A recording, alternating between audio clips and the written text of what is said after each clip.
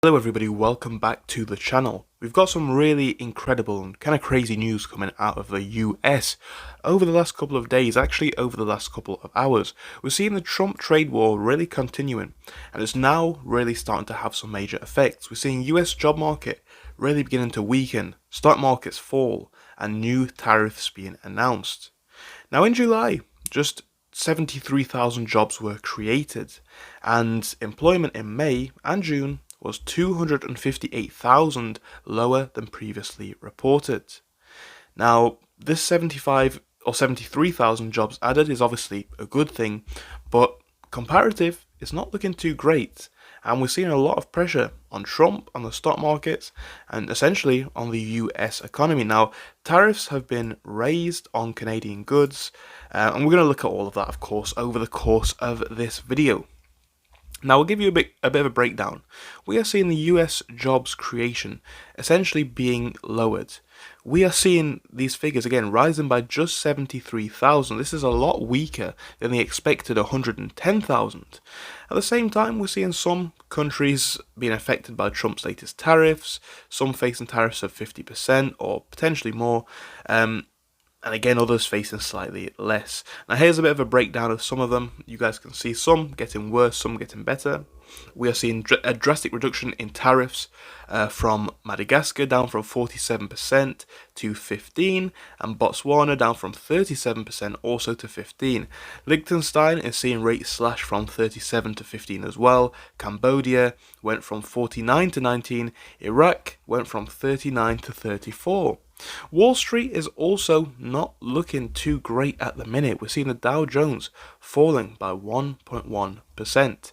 The S&P 500 losing 1.2%, while the tech-focused Nasdaq lost 1.5% also. Amazon falling about 7%, issuing disappointing forecasts last night. Now, what does this all tie into? And we can go on for a long time, right? Back to those jobs, so many other points. But what does this really tie into? What's the real message here? Well, if you ask me, it ties into one thing. We're seeing tariffs really hitting at a time where things aren't looking too great anyway for the global economy, for the US economy. Look, nearly 70 countries face Trump's import duties that were due to come into force on the 1st of August. Most were delayed at the last minute and will begin on the 7th. So Trump has agreed on keeping tariffs with Mexico steady for 90 days. Some countries again are looking out. At the same time though, this is all coming at a time where things in the broader economy aren't looking too great, as I say. So you've got to ask the question, who is this benefiting? We are seeing the markets falling. We're seeing companies releasing disappointing earnings. We are seeing lists of companies, vast lists of companies, laying workers off. I mean, just look at the tech industry as a whole, right? Tech in the last couple of months is laying off thousands of employees. We've seen brands like Intel saying that they plan to lay off more than or at least nearly 2,400 employees. We're seeing so many brands laying off employees. It's a tough time in this market.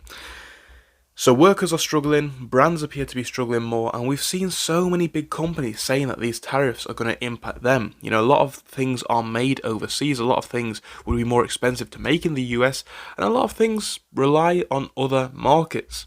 At a time where we're seeing a lot of countries, a lot of individuals boycotting US-made goods for this very reason of tariffs, it's not looking good for those brands. So the question is, who is benefiting from these tariffs? Time will tell, but the results that we're seeing right now bring a few questions to light. Thank you for your time. If you enjoyed the video, make sure to give us a like and subscribe, and I do hope I'll see you again. Goodbye.